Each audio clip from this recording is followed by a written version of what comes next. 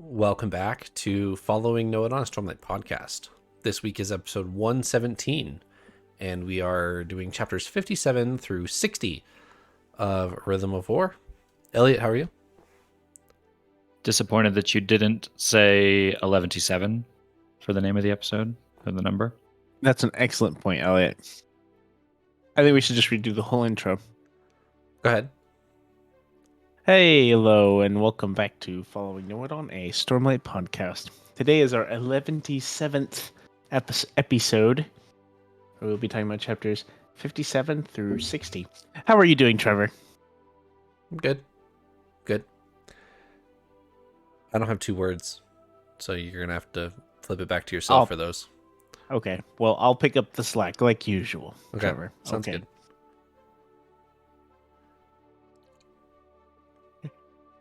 Thanks for asking. I'm also very well, by the way. um, I'm doing rather well this week. It's been a splendid week. Legendary intro. Yes, exactly. I am super excited, actually, to talk about the stuff we read this week in particular. I don't know if it's the most excited I've been in Rhythm of War, but it's definitely up there in Rhythm of War. Like these, I had some really good. There's some really cool stuff in this, so I'm excited. Are you talking about the action sequence we get, or some of the name drop reveals that we get? The action sequence stuff was exciting. That made it fun to read. The other reveals and things that happen are why I'm excited to talk to y'all. Good. Sounds good. Elliot, do you have two words to summarize? I do. 2 words for, what are this, chapter 57 through 60. 2 words are unforeseen allies. Okay. Paul? Those are good words, Elliot. My 2 words are contact and deceit. All right. Let's use these 4 words and discuss Rhythm of War.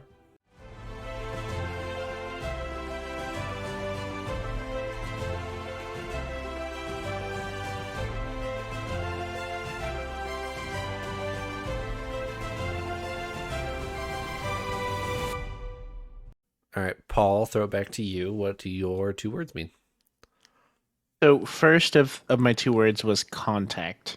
And that is a reference to our last chapter this week, where I feel like it's the first time that Venli has made contact with someone, another character that might be integral to where I imagined her story would go, or to where she could potentially do some good in our story. And that is having contact or being in contact with Rlain. I feel like it's kind of a stepping stone to bigger things, and getting connected potentially to our heroes, which I think would be super cool at some point. I don't know what that would look like, but Rlain is just such an integral piece in this puzzle right now that I'm really excited. I feel like that was just kind of a first point of contact, and I'm excited to read further on that for sure and see what happens. My second word is deceit, and that is actually talking about a spren. That is talking about timber. Okay. That's not the Which spin I thought you is- were going to say. Yeah. That I'm actually talking about timber, and it's not. I don't know if deceit was 100% the right word for this, but it's what I could think of. So I went with deceit, and it's because timber pulses to a rhythm of odium to kind of help cover for Venli. She's like flustered at some point and isn't like doing a great job of upkeeping her like natural, I guess, singer behavior, or listener behavior. So timber like pulses to a rhythm of odium to like cover for her, pretty much, to kind of bail her out of a social situation, which is weird. I'm just confused on how that works. 2,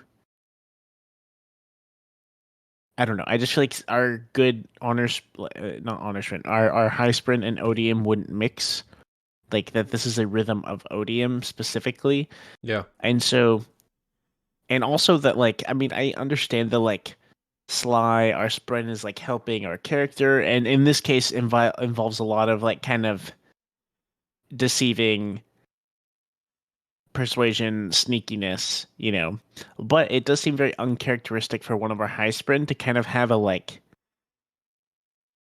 spy, sneakiness, deceitfulness, like approach or nature and stuff. It is very necessary here, but it's a little surprising to me, I guess. So that was the reasoning for my second word there. Elliot?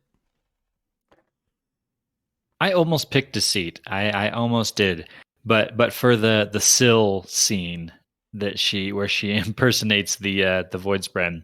But what I did pick for words was unforeseen allies. One pairing of which is the Venli Rlain partnership that we see perhaps springing up here, but also for actually Venli and Lift, perhaps. Okay. We see Lift show up again, which we'll talk about more in a little bit, I'm sure. She might come across an unforeseen ally in Venli who might be able to help her out.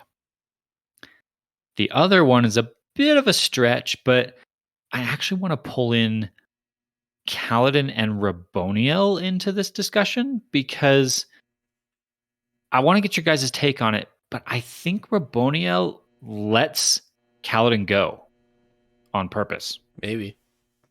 And while that's not really the act of an ally per se, I'm very fascinated why. So we'll have to dive into it when we get there. Sounds good. We will get there. First, we start this episode again with a Venli flashback chapter. This one is a little bit more intense than the last one. So we use the sphere that what's her toes gives us last episode, and she goes into the storm. All of her family assumes that she's going to go take mate form because that's the only other form they have. They've got work form and mate form, and Venli has been searching for years and is really close to finding war form. But which is what Eshonai assumes is happening.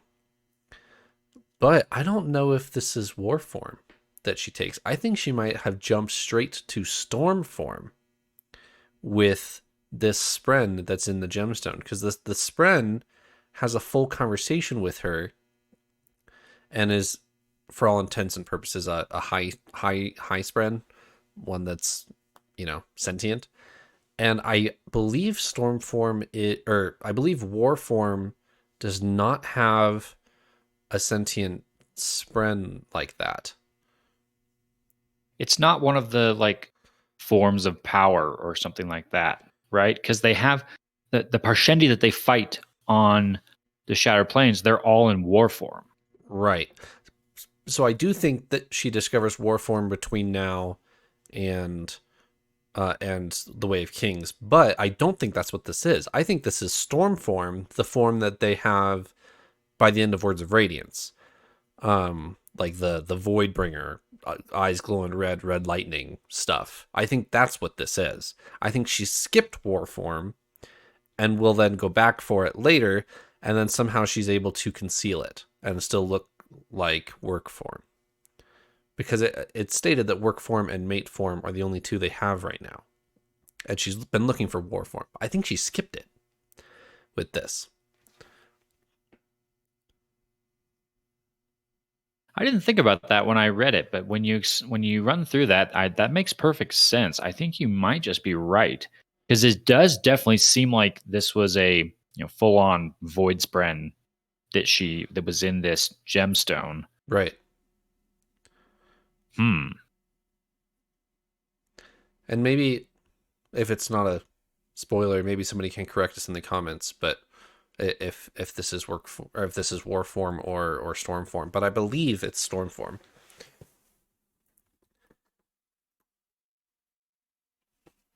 Yeah, it makes sense too, because Venli goes out into the storm and she meets the Stormfather, which that was super cool in that moment. I don't know why. The scenes where people meet the Stormfather are some of my favorites in the whole story. So there's just a way that you can imagine those scenes going down, the way they're described, the way they happen. That's just so cool. Like that pause in the storm that happens, that's just sort of like stepping almost out of reality for a moment to converse with the Stormfather. Super cool. But the Stormfather says to Venli, are you making this choice for all of your people? And she basically is like, yes, you can't stop me. And he's like, okay, farewell, child of odium. Yeah. And it doesn't seem like war form, which we see many of the Parshendi take later. It doesn't seem like those have any association with odium or that other form. Yeah. Other types of forms. So for this to be like the moment where they're aligning with odium, definitely does seem to point to something much more than that, which I didn't think about the implications of that until just now when you said that.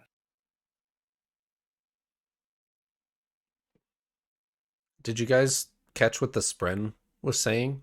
I mean, he name dropped Shadesmar, which Venli has no idea what that is. And then the Spren realizes she has no idea what that is, and he understands we're really starting with square one here because Venli has no idea about the ancient forms. Did you catch anything else that he said?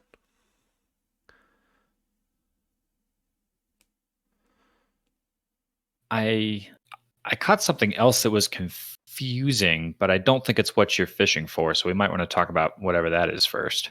Go ahead, and we can go back to my fishing line. We'll leave your bobbing around there for a little bit. Mm-hmm. Well, we'll check in a minute. What confused me is the Void Spren speaks to a rhythm of odium. It's mentioned specifically. That's not surprising. That seems like that would be what you'd expect of a Void Spren. What surprises me is when Venli gets back to the camp and she's like trying to pretend like nothing happened, she speaks without rhythms. And like all the listeners are like just staring at her. Eshonai's like, what? Why you're speaking without rhythms? How is this even possible? Why? Why would Venli speak without rhythms? Because odium has rhythms. I would expect that she would speak with a rhythm that they don't recognize. Right. But it's like she doesn't speak with one at all. So that had me very confused. Any input, Paul?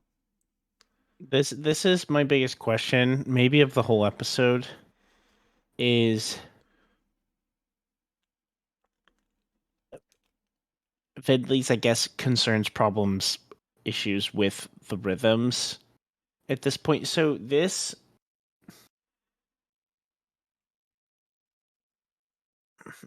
is when it happened. This happens in the flashback chapter, right? Like Correct. this that you're talking about right now. That's what I Yeah. thought, and that's what confuses me the most.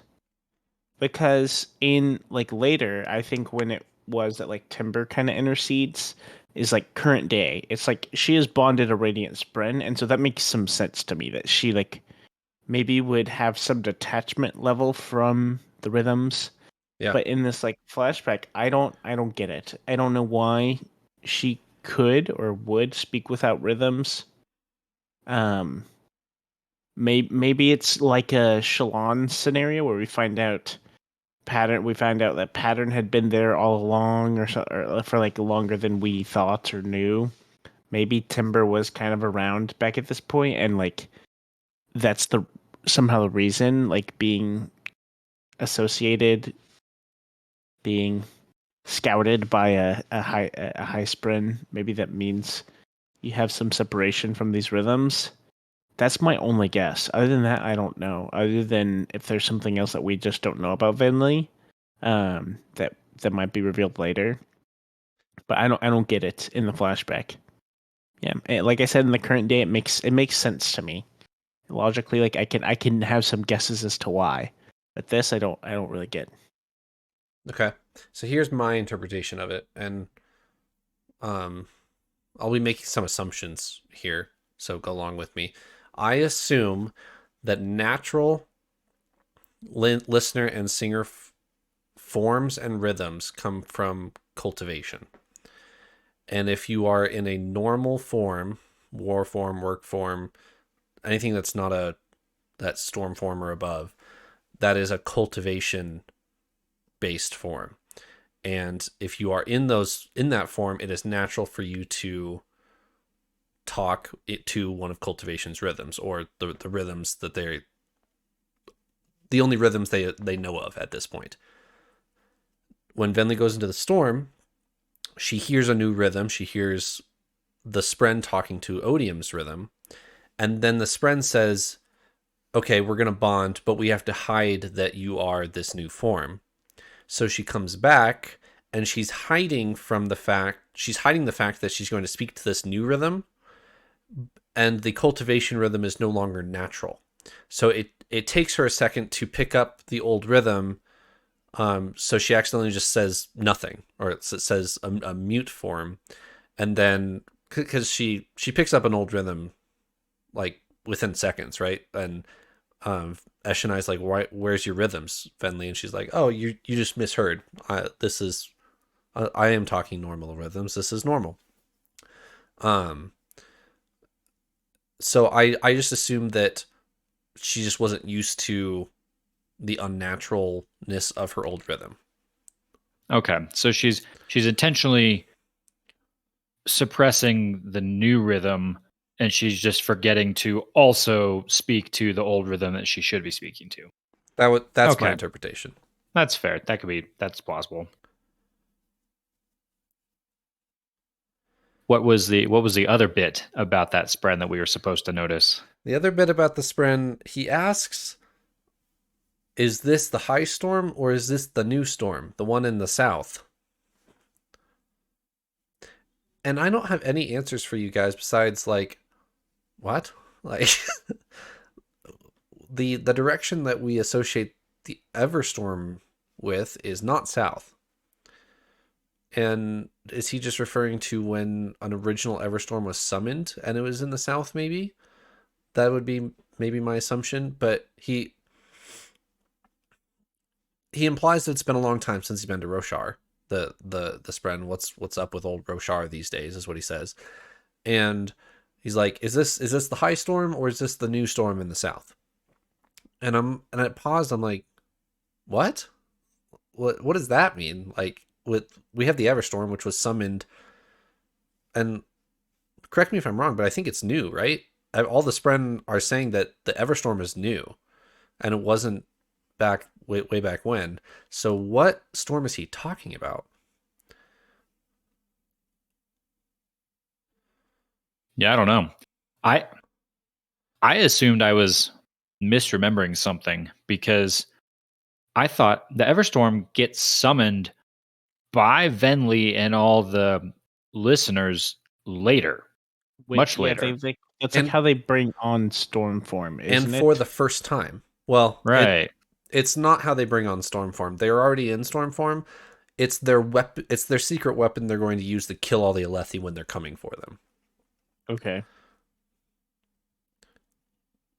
It's what brings back the fused. The Everstorm is what brings back the fused. Okay. That's what I was thinking of. I was thinking of the fused. But the Everstorm is new. I'm fairly confident that was the first time the Everstorm had ever been summoned. So I don't know what this guy's talking about. Venli certainly doesn't know what he's talking about. Do we know like what time, like what point of time this is? This is like way in the past, isn't it? This is I don't remember the lifespan of like our singers. They don't live to be like crazy old or anything, right? This is 2 years before Gavilar dies. Okay. Gavilar and his buddies find the Parshendi. They're fascinated by them. They get to know them. They invite them to the palace. Eshonai discovers, oh shoot, they can bring back Fused. That will kill us all. We're going to kill him. And that's what starts the war, right? Mm-hmm. So that is 2 years before the prologue. Which is 5-ish years before present day? Yeah. 7. 5 before the beginning of the Way of Kings, but it's been 2 years since then. So 7. Right.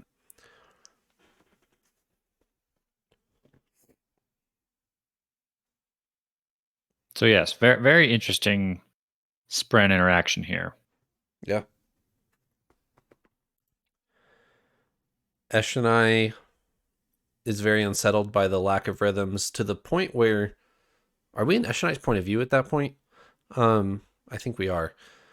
That Venli comes out of the storm, and Eshonai is unnerved, frightened, terrified of her sister.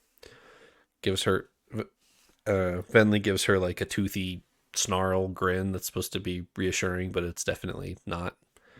She's not used to her new body. Eshonai definitely picks up real quick on something's different. Yeah. Anything else for 57? All right. 58 and 59. Kaladin action sequence here. Kaladin from last episode is going to retrieve a span reed. He successfully does so. And then Kaladin's needed. The sibling panics and contacts him and says, "Hey, I really need your help. They found a node. Please come defend me." Sibling is really panicked, and Kaladin, being a windrunner, he's like, "All right, I got to go protect those who can't protect themselves." Runs down the stairs, gets chased back and forth. Sibling shows him a bunch of secret passageways where he can lose all of his tails, which is pretty cool. And then he shows up to one of the nodes that they found in the wall, and it's not necessarily the entire thing's a trap, but Raboniel knows that Kaladin will show up for this and tells the pursuer, "Hey, come to me, or come with me to this node because Kaladin's going to show up." What'd you guys get out of these? I feel like this is some development with the sibling.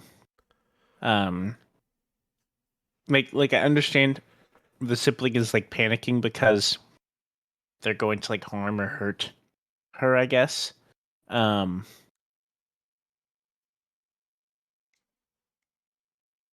So the sibling is like calling on Kaladin for that, like for help, right?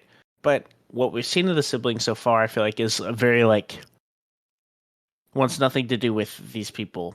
Almost, it seems to me to be that way. Right.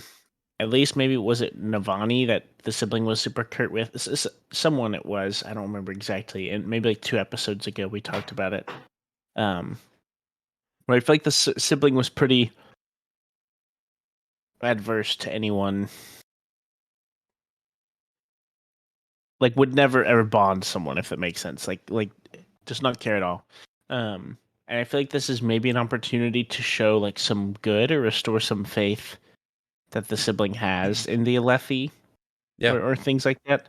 So I was like kind of happy to see this, I guess. Not that the sibling is in trouble, but like I was explaining about, if that makes sense.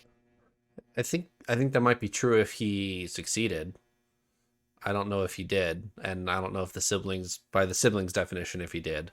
He successfully stops Raboniel from Void Light infusing a node. He basically kicks it off the cliff and it explodes. But it's been noted that we can't do that with all our nodes, or else we're going to lose the entire shield and game over. So I don't know if he lost, but I don't know if he's necessarily won by the sibling standards. I think he did what needed to be done, what had to be done there. And the sibling starts like freaking out at one point.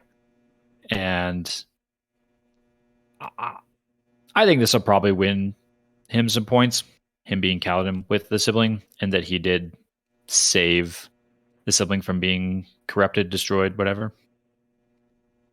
Yeah. There's a moment along the way before he even gets to the node that had me pretty close to laughing out loud. It was when Syl tries to impersonate a void spren to give Kaladin the distraction to get into the span read room. Yeah. And she impersonates a void spren, and she like approaches the singer guards, and what she says to like try and be an imperious, in charge Voidpren. She walks in and she's like, I am super annoyed. Super, super, super annoyed with all of you. And I just like, that is like the goofy, naive Syl that we're used to. She can't even impersonate someone being nasty. She still has to be polite and goofy when she's trying to be, in charge and ordering people around. It was a funny Syl moment. It's very good in the audiobook too. Michael Kramer does a good job of it. I feel like way back 3 books ago now or whatever, we had a lot of like Syl moments, and we haven't had one in a while, but this was a Syl moment. Well, we haven't had encouraging Syl moments. We've had a couple other Syl moments. Fair. She also impersonates a Void Spren in the middle of Kaladin's fight with the Pursuer. Syl zips around and orders the Pursuer, probably more realistic than the first attempt, and she orders him to put him down. We need him, and then he puts him down, and it turns and it's like, oh, you're his honor Spren. I get it, and then they keep fighting.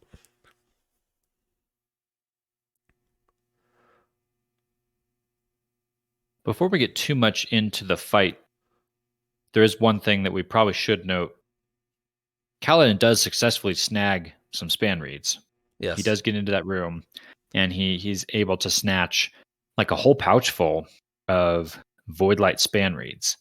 So as long as he managed to hold on to those during this whole battle with the Pursuer, that might be a very helpful piece of our story there. Yeah. I wonder if they can use it to reach Dalinar. I wonder if Kaladin could hike down and then fly over to Dalinar and A, tell him about what's happening, and B, give him the span reed to talk to Navani. That was my first thought too. I was thinking, ooh, now we can figure out a way to contact Dalinar, which, yes, while useful, doesn't actually solve the initial problem, because if Kaladin's going to fly to go give Dalinar span reed, he can just tell him what's happening. Right. But yes, continued communication with people is going to be very helpful.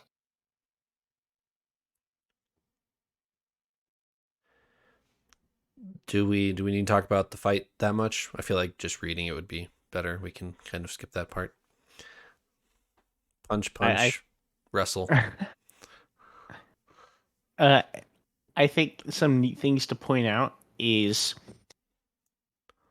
I guess, the process that Kaladin kind of goes through in his mind through this, of figuring out what the heck to do, and stuff. He kind of figures out and kind of observes and learns some like secrets from the Pursuer and the fused and everything, which is really like, it is neat to see. Like, how is it, like, I don't remember how many, but he like has to jump to a. So whenever the Pursuer like gets in trouble, he like leaves his body and goes into this. It's like the little lightning bolt thing, zips around. Yep. And then reforms a new body. So he just like teleports around and stuff. Is it like? But like after he's done that, he has to like go back to one of his bodies. Is that it? So he can do it 3 times. Okay. So he can only hold so much void light in his body. So then he can do it 3 times reliably. And then after the 3rd one, he has to go recharge void light in some cache nearby, like a bunch of void light spheres somewhere. But if he risks the 4th one, he can, and you kill him, he doesn't have enough void light to form a 5th body, and he dies. Or at least temporary dies and comes back with a new Everstorm, which is what happened the first time. So. Okay, I see. So you just have to beat him like 5 times in a row without losing. Correct. And you got it. But you also have to like trick him or emotionally antagonize or bait him into forming that 4th body to begin with, or else It's just a never-ending battle. Assuming he's got stores of void light nearby, which here in the tower he does. Right. I noted this in my live reaction comment in our live reaction part of the Discord. I realized in this battle that Kaladin's a very creative fighter. He's very good at problem solving on the fly. Yeah. And he does it in this battle really well, where he thinks of things just in response to what's going on around him. It's not like he is stuck to, the training that he's received as a spearman. He's very imaginative. Like he throws his spear at the pursuer infused with stormlight with one of his lashings, so that when the pursuer instinctively catches it, he's stuck to it. And that like slows him down, and stuff like that, where I don't know. I was just impressed with Kaladin's ability to think quickly. Yeah, and he kicks off his boots mid-fight so he can lash the floor with his toes. Yeah, and then even at the end of the battle, when he realizes he's basically beat, he has to come up with something quick. He thinks to fly to one of those special rooms that's a dead end. I suppose he runs because he can't fly at this point, right? Mm-hmm. He runs to one of those rooms that can only be opened with the Stormlight, and he goes in there, and as the pursuer chases him in, he ducks out of it really fast and closes it and like locks him in. Like just that kind of, coming up with ideas is pretty impressive. The other part though, for a section of this fight, he fights with his scalpel. Yeah. His surgeon's scalpel. Which I paused a moment in the middle of the fight there and thought about how ironic that is. We've seen a major part of Kaladin's storyline so far is he the warrior or is he the surgeon? Yep. And Lirin very adamantly wants him to be the surgeon and not the warrior. And Kaladin's kind of struggling with which one is me? Am I the surgeon? Am I the warrior? Which one is it? And here we have Kaladin fighting as a warrior with his surgeon tool, which the irony was noticeable. Yeah. He even has a comment in the previous chapter about how he always finds his way back to the spear and how he's been looking out for Tef's addiction when the real addiction is him with the spear. So he goes a little poetic in action sequences in his mind. And then so we end the fight with the pursuer locked in a little cell, and he runs back, basically tries to kick Raboniel off the tower, doesn't quite succeed, breaks the gemstone.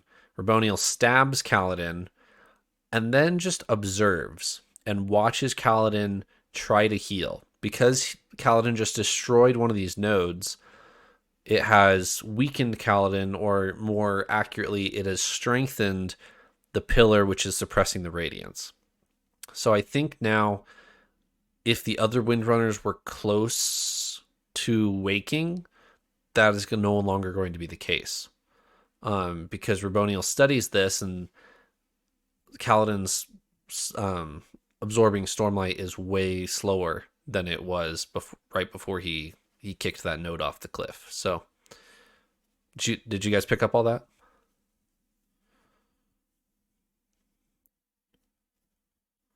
I did. I was a little confused by the logic there, in just that it seems like that device that's suppressing the radiance still seems to be powered off of the sibling power. Mm-hmm. And so destroying the node, in my mind, should have weakened all of that. So the suppression of the radiance should have weakened along with the other powers, not the opposite of it got stronger. Okay. I could be wrong here, but my interpretation is the nodes are tied to the shield, which is powered by Stormlight, which Navani gave it And so killing the nodes are going to drain the Stormlight out of the pillar that's in it, Mm-hmm. and then in turn strengthen the void light that's in it. Right. I Yeah. could be wrong though. I understand what you're saying. That was one of those things that I personally didn't pay that close of attention to, of like how it works. I was just like, oh no, they're hurting the nodes. That's bad, you know? That's real bad. It's bad, but it's good, but it's mostly bad. Mm-hmm. Mm-hmm. And then at the end here, Raboniel seems to clearly let Kaladin escape. Yeah, it does. As far as it's written, it does appear that she could 100% finish the kill if she wants, and does not.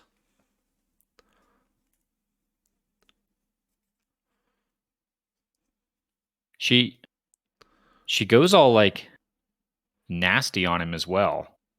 Like we seem that there's brief moments in the last few chapters, this whole part really, where you almost start to maybe like Raboniel a little bit. Yep. She's trying to figure stuff out. She's talking to Navani. She's being pretty nice to Navani. She's letting Kaladin go here. But there's a moment right here in this scene where you realize that, nah, maybe she is still that, very broken, fused, because here she taunts Kaladin by saying, if you kill me, I'll simply come back. And I might just be angry enough that I choose to come back in the meanest way possible. I will choose a single mother of a young child, and I'll choose that singer to take over their bodies so that it leaves that young child without a mother, so they have to watch their mother turn into this terrible person that's me. And it's like, whoa, okay, Yeah. wow. I thought that you were the logical, level-headed one, but okay, that's evil.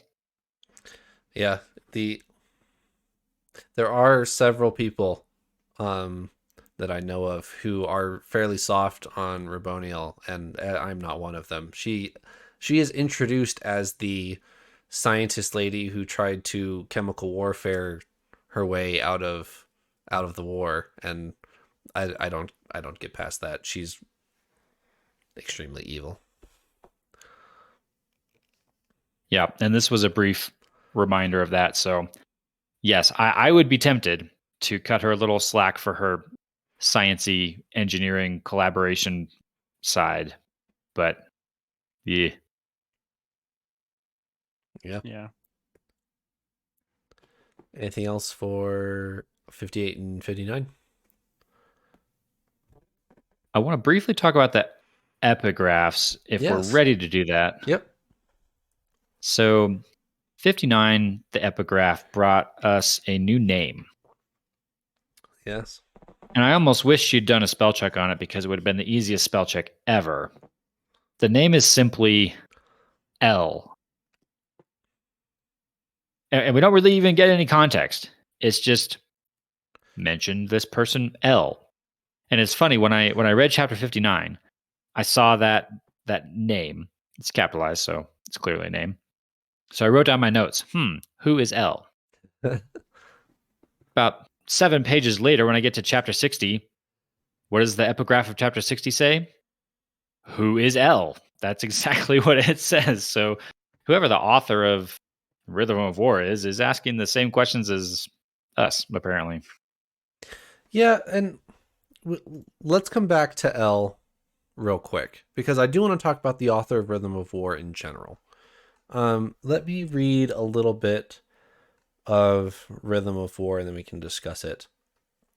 I'll kind of pick up. I'll go back to the top. Why not? So this is the epigraphs up until this point.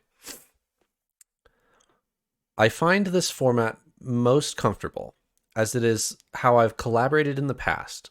I have never done it in this way, and with this kind of partner. I approach this project with an equal mixture of trepidation and hope, and I know not which should rule. I approached this project with inspiration renewed. The answers are all that should matter. In my fevered state, I worry I'm unable to focus on what is important. When in such a state, detachment is inevitable. I have learned that my greatest discoveries come when I abandon lesser connections. This song, this tone, this rhythm sounds so familiar in ways I cannot explain or express. I am led to wonder, from experiences such as this, if we have been wrong. We call humans alien to Roshar, yet they have lived here for thousands of years now. Perhaps it is time to acknowledge there are no aliens or interlopers, only cousins. It would have been so easy if Voidlight and Stormlight destroyed one another. Such a simple answer. We must not let our desires for a specific result cloud our perceptions. But now we cannot, in searching, wish for a specific result. But how can we not, in searching, wish for a specific result? What scientist goes into a project without hope for what they will find? I find this experience so odd. I work with a scholar from the ancient days, before modern scientific theory was developed. I keep forgetting all the thousands of years of tradition you completely missed. This point regarding the Rhythm of War's emotional influence would be particular interest to L. Who is this person? You use no title, so I assume they are not effused. Who, then, is L? Let's try to talk about who the author is, right?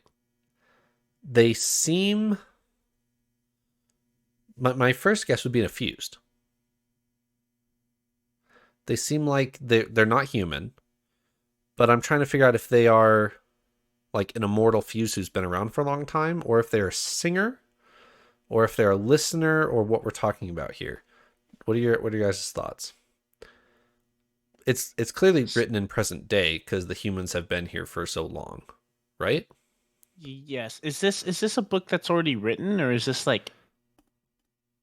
We don't know. Like, do we... Okay, because in my head, this is like either Rlain or Venli. Okay. Like, in my head, it's one of them. Because we did get excerpts from Oathbringer before it was written, but because Dalinar writes Oathbringer at the end of Oathbringer, and we get excerpts before that, so yeah, that could be plausible.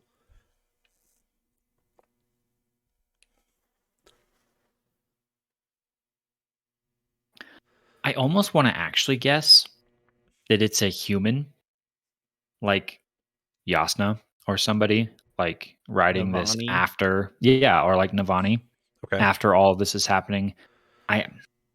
I think I can't say that though, because this seems to be written from like one friend to another, and they seem to be referencing things like, "Oh yeah, you're not familiar with this because you're from the old time," or something like that.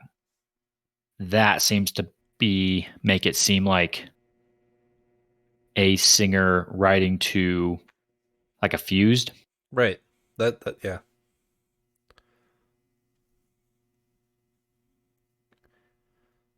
I don't know. I really don't know. In some weird sense, I could see Leshwi writing it. Okay. Yeah. But I feel like it has to be a singer. Like, the perspective of like it almost seems like kind of a forgiveness, pseudo forgiveness of the Alethi from the Parshendi, almost, of the like, yes, like the Alethi were not the first ones here, but they've been here so long, like, almost what's the point of like fighting about that, you know? Right. So like we know that it is much more present day, right? If it's not written in the time that we are reading right now, then it was written not too awful long before, you know? And I guess... But like, yeah. So sorry, go ahead. But that perspective just makes me think that had to have been written by one of the Parshendi. And I guess I'm not sold on the time frame here, because it does say humans have been here for thousands of years, but that doesn't veto the possibility that it's a singer talking with a fused in one of the previous desolations, right? Because at that point, the humans had already been there for thousands of years, and like in Shinovar, and that's when they started spreading over, and then the desolations happened, that type of thing. So it is possible that it's that old, but I don't know if it. I don't know. I'm not sure. That's true. That's true. No, I can get behind that. I feel like it's also possible that it's written in the future as well. Right. That this is, from in my mind, it could be present day ish or close to, past, or stretching into the future of singers analyzing or doing research back into like the present day that we're reading about. Right. But regardless of all of that, who is L? I assume they are not a fused, is the only clue we get. And they're interested in the rhythm of war. Right. Yeah, with the 2 sentences of clues we have here, I feel like we could guess any number of people. So I have no idea. Yeah, I also have no idea. I might have an idea, as long as we're being completely honest. I mean, I have a pseudo idea, but it's not on the level of Shalana's Light Song. Uh-oh. But it's just like I'm just thinking of another character from another book series. Oh. And it's not, and I know it's not, but that's like the only thing I can think of. And I know there's literally, I don't believe it's there is no way. But I can't think of anyone. So I'm just doing name association. You should DM me a name so that we can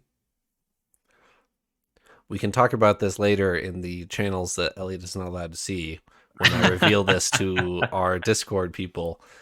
And I will reveal this later to them. Okay. I'll go to the kids' table while you adults talk about the important things. It's okay.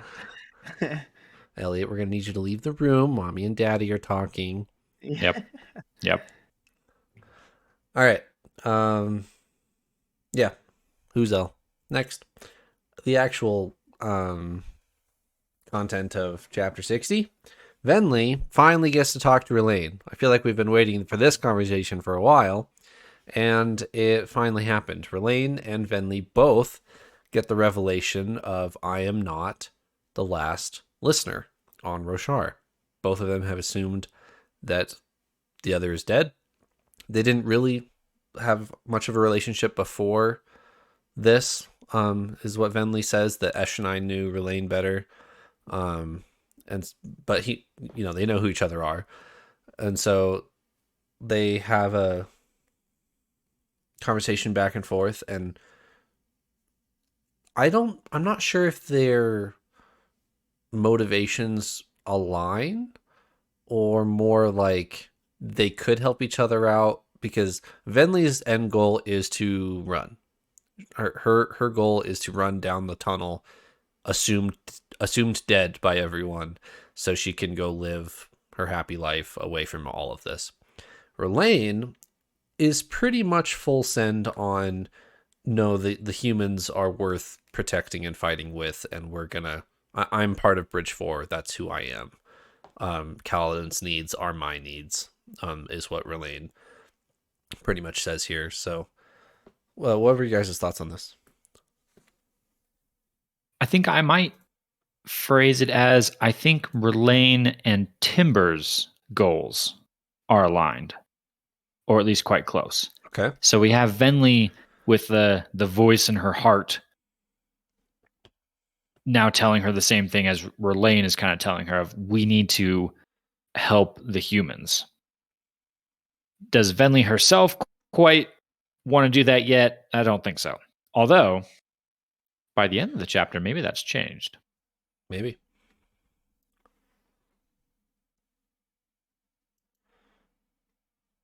This is one that has me a little. So this got me really excited. This chapter made me super nervous while I was listening to it, while I was reading. But now that I've read it, I'm just plain excited, and that is because this is where like Rlain is kind of revealed to be like basically a prisoner now of the Fused, or was kind of like taken captive, and they aren't buying his lie of, oh, I was taken captive, I wasn't able to go, the Alethi held me captive, the Fused not really buying that, and so he's kind of in trouble. But lucky for him, we have Venli here, and Venli, one, finds out she's not the only listener alive remaining, which is just really cool. They each find that out, I guess, right? Or Rlain doesn't know, I think. They both find that out. Okay, that's just really like awesome stuff, and then two, Venli is in a position where she's effective. I don't know if I would say she's able to like free Rlain, but makes life a lot better for him than he probably thought was going to have. She kind of has some leverage with like Leshwi, and like is in kind of a position of power to kind of have him under her control somewhat. And yeah, like we said, their goals are sort of in line, and I'm not 100% certain what their goals are, but they're kind of just for good, not for like destruction. So I'll take it. And this is the biggest thing that I'm curious to see where it goes right now. We do have another character come into the scene later on, but we'll probably talk about that at the very end. I believe. I don't know what else y'all have to kind of add to that, but I actually have a couple things to mention before we do move to that. Paul, did you catch the sleepless sighting?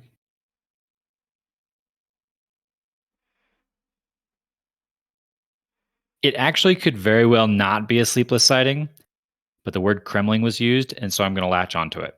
Oh, that's what I would do too. I guess I didn't catch it.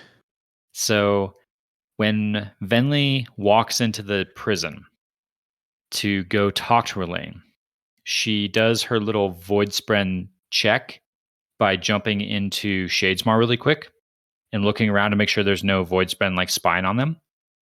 And when she does that, at first she's like, oh, there's nothing here. Oh, wait, there is something here. And she sees in the corner of the prison, there's a Kremling, and there's what she thinks is a void spren hiding inside the Kremling.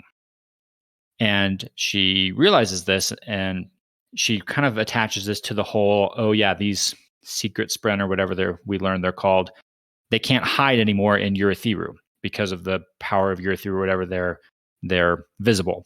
And so she thinks the void spren is just hiding in the Kremling to not be seen. I read that, and I wondered if that's not what she's seeing. And what instead she is seeing is one of the Kremling associated with one of our sleepless. I'm not quite sure why it would show up as a spren in Shadesmar, but it's even noted in the text here that she doesn't recognize the void spren like the way it looks. She's a little confused, but she's like, yeah, I'm not familiar with all of them, so it probably is. We know that like humans, they reflect in Shadesmar.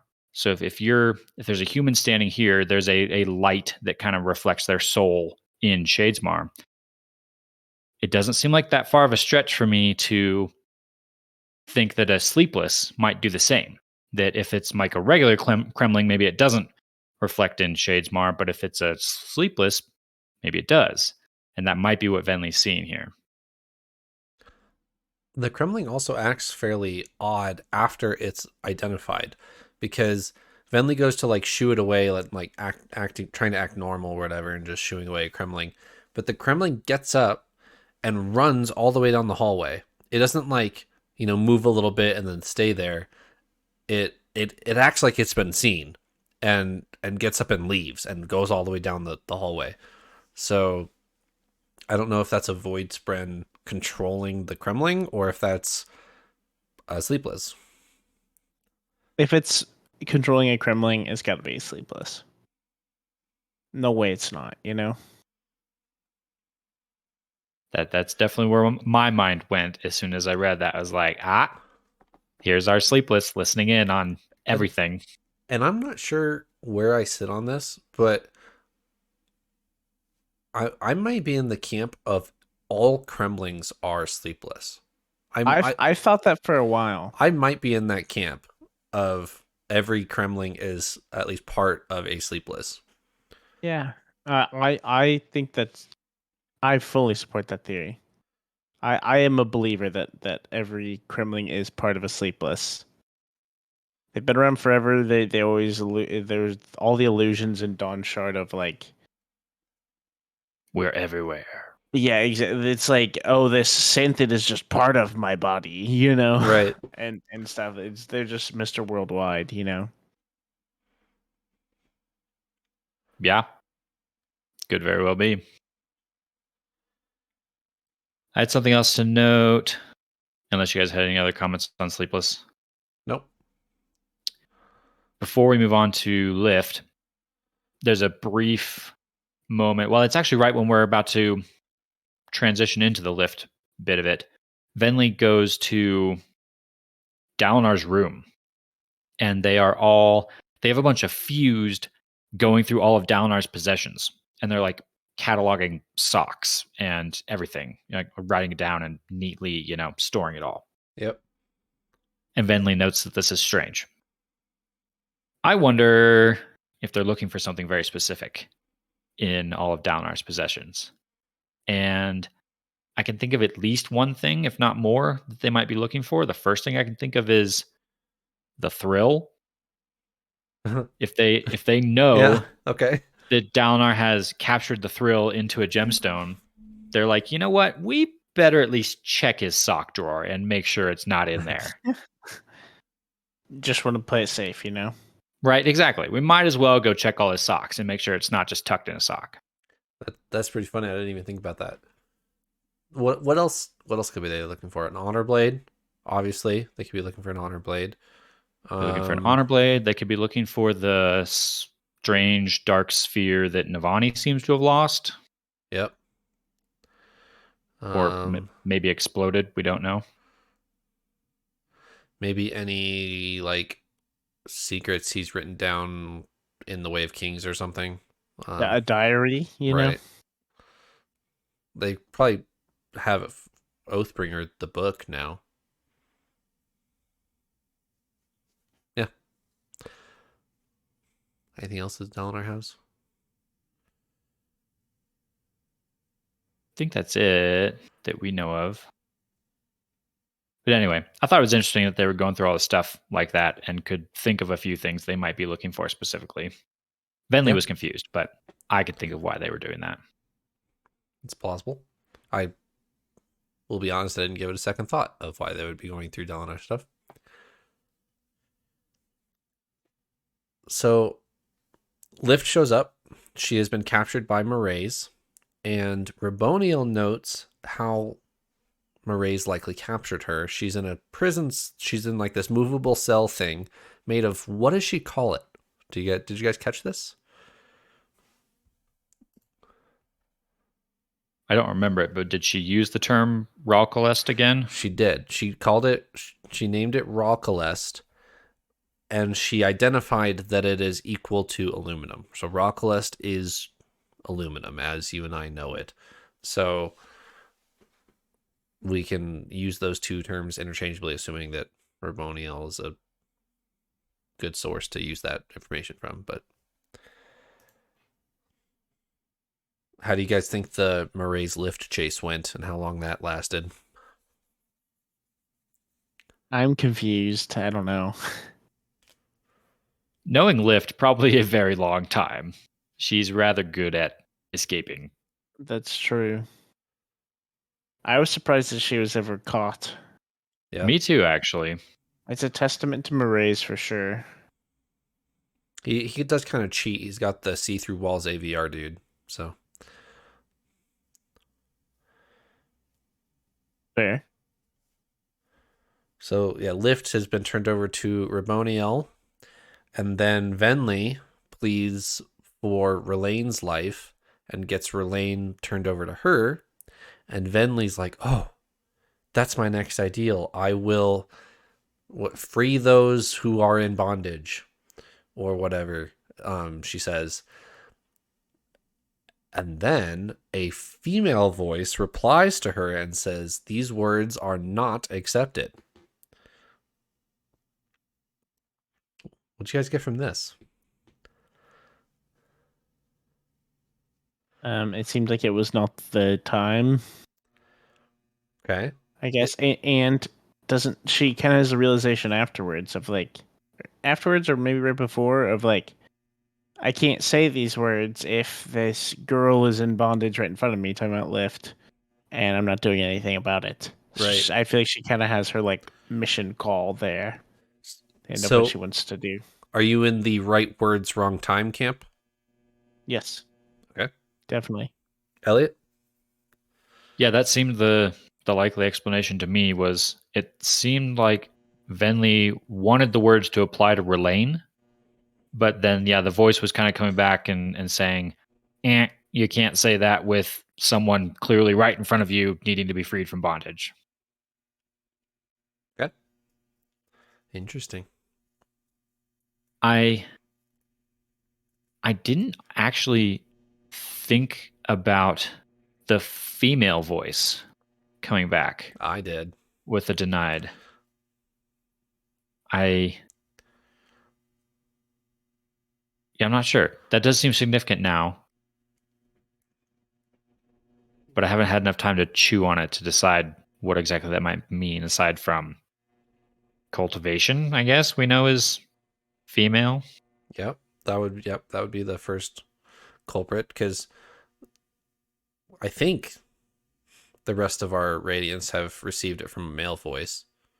I am fairly confident that that is the case.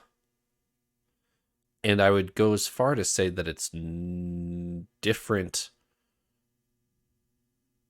So Dalinar's words are directly accepted by the Stormfather. Kaladin's is not. Kaladin's, he says his voice is distinctly different than the Stormfather's voice, because he's heard both. And Kaladin says his words are accepted by a different voice that is not the Stormfather. That distinction is at the end of Words of Radiance, because the Stormfather doesn't like him at that time. Could that be in part to why Syl is seemingly so unique? Maybe Syl is just connected to something different. Maybe. Wait. We know he is a Windrunner still, but like,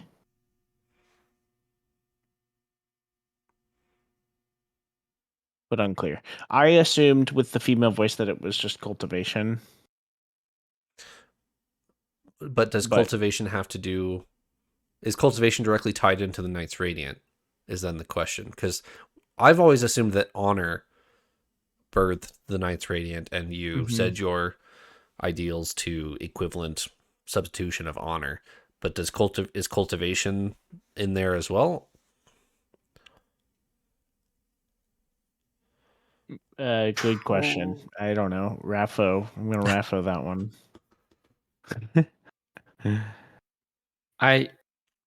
Prior to this chapter, I would have probably said cultivation is less involved with radiance than honor, but we know that the singers as a species are related to cultivation, who is, the mother earth of Roshar, if you will. So all those kind of share a link. Right. So to have cultivation speak to a singer seems to make sense. And then also in this same chapter, Marae's makes a comment about cultivation's direct involvement with Lift. Yeah. And to tie this kind of into another topic I want to get into, name drops Lifelight. Yeah. Yes, it does. So to wrap up what we were kind of talking about there, I'm, after reading this chapter, ready to easily say that this is cultivation, and cultivation is more tied into radiance than we perhaps thought, specifically perhaps Singer radiance. The Lifelight bit, though, about Lift is interesting. I was going to say that. Do you guys realize how many boxes that checks for Lift? In what way? Yeah, a couple. She has never absorbed Stormlight. She has Right. always received her power via eating. And that was just, everybody kind of just brushed it off. I was like, oh, that's a Lift. Lift is weird. But it's actually kind of fascinating that this is one of the reasons why Lift wasn't affected by the tower, is because she still had food. And she's not directly tied to Stormlight. She's tied to Lifelight. But she's still a Knight's Radiant. So that, I don't know, that's interesting. So then I would assume that Lift's ideals would be answered by cultivation as well.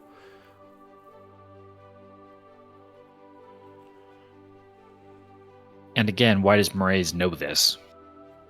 Great question. But I've Great learned question. to stop asking that question, because he just seems to know stuff.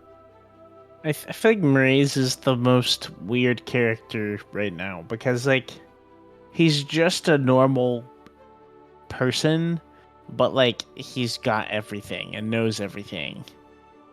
He's just like a top mob boss black market dealer. Like, I don't know. I feel like he's the evil Hoyd. He's kind of been everywhere. But he's in it for himself. And if you have something I want, I'll make a deal with you. But I'm definitely going to get the better end of the stick here.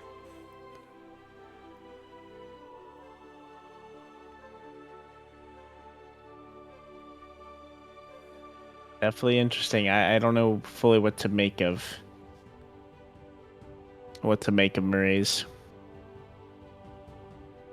I do appreciate the nuggets of information that he does give us, though. Like, this one is very helpful. We have Lifelight, even just have a name to give to this. We've seen that the sibling uses a different type of light, right? So Yeah. I think we can probably safely jump to the conclusion that we're talking about Lifelight there as well. Maybe. Well, I'm going to make that jump for now.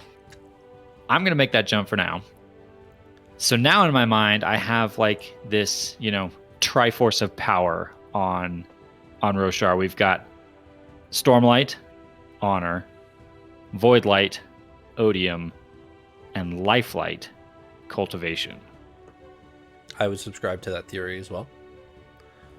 I would hesitate on the jump for the sibling, though, because the sibling specifically uses a teal, which combines green and blue.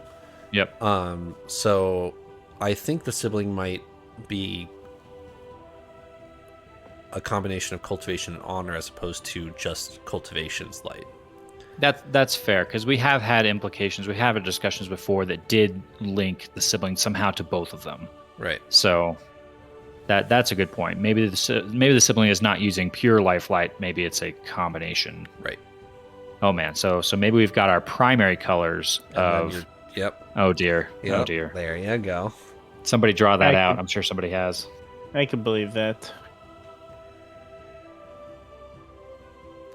There you go. All right. Anything else for this episode? Nothing else. Good I'm stuff. excited to read some more. Yeah. Sounds great. Let's reconvene next week. Thanks for joining me. Farewell. Bye.